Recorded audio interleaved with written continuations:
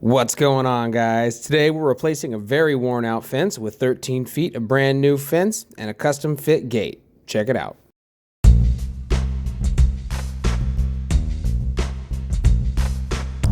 So we have here an 8-foot post that's down inside of a 2-foot hole, so we have 6 feet coming out.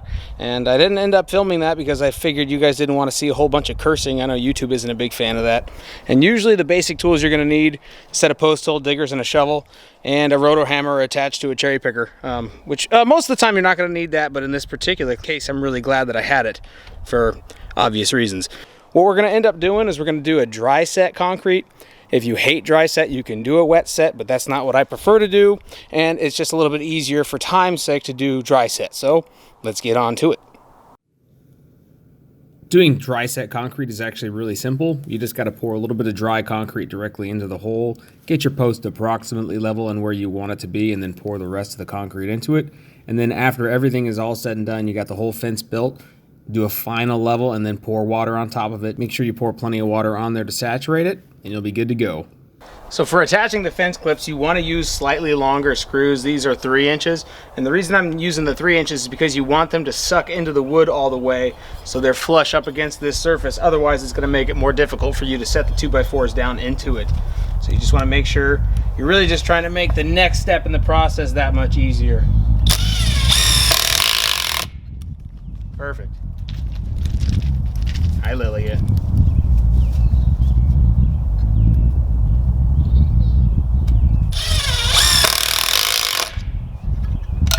So those are good and flush, and we'll be able to put 2x4s right into them, no problem.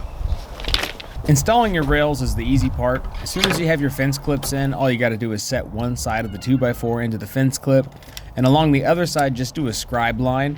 And as long as you cut along that scribe line, it should fit directly in between the 2 clips, no problem.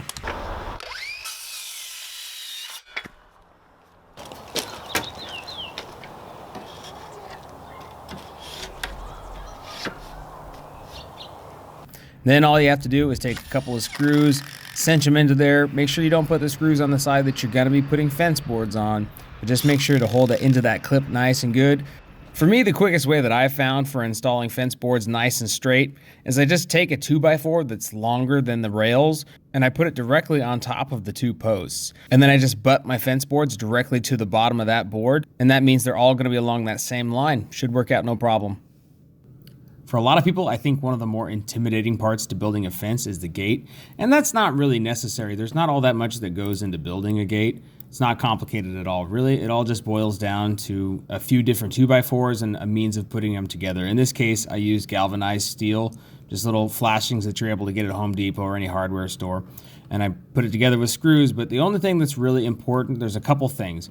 First is you want to make sure that your rails are all the same length, so you're basically making a box. So the top 2 rails got to be the same length, and the 2 upright rails have to be the same length.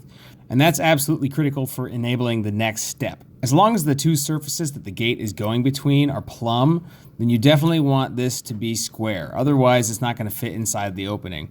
And the way that you verify that, you see me all the time when I'm making stuff, measuring diagonally, and what I'm doing is I'm measuring for squareness. So you can see here 88.29 one way, and when you measure the other way, we get the same measurement. And that means it's square. So if you measure that way and you're not getting the same measurement, that means whatever you're making is out of square, as long as your wood is cut to the same dimensions. The way I built mine is I kind of just roughed everything together, and I actually got it fairly close to square, but not exact. And then I put these galvanized plates in, and then I measured it again, and as soon as I got it where I wanted it, I toe screwed in, so I put some longer 3-inch deck screws in, and that's what's holding everything together. That's really where your power is. And then this crossbar is also pretty important. And really all you have to do is, as soon as you get the rough opening built, you just set a 2x4 behind it, and then you're able to scribe the line and cut along it. It's going to make everything a lot simpler to do as little measurement as possible, with the exception of the square. You really want that to be as perfect as possible. But any complicated cuts, scribes are going to save you a lot of trouble. They're going to make your life a lot better. When it comes to building a gate, one of the things that's going to simplify the process a little bit for you is picking out a good hardware set that's going to have your hinges and your clasp that holds the gate shut. So picking out one that fits your needs is very important. The hard part on this build was I actually had to install a few fence boards directly onto the gate before I could even hang the hinges. So I had to guesstimate where I needed the fence boards to be in terms of height. It took a little bit of work, but I was able to get it right. And then I got the gate hung and it was time to start laying out the fence boards, and you can see I did the same trick, just put a board across the top and then butt all of the fence boards up against that. It's not perfect, but it ended up all right. The final process is attaching the gate hardware and then double checking that everything works all right. For my next video, I'm doing my much requested 1-year Harbor Freight planer review update. That seems to be all anybody cares about right now, so that's what you guys get to see. And then the video after that, I'm finally cutting some aluminum on my CNC machine. It's a big day for Strange Garage.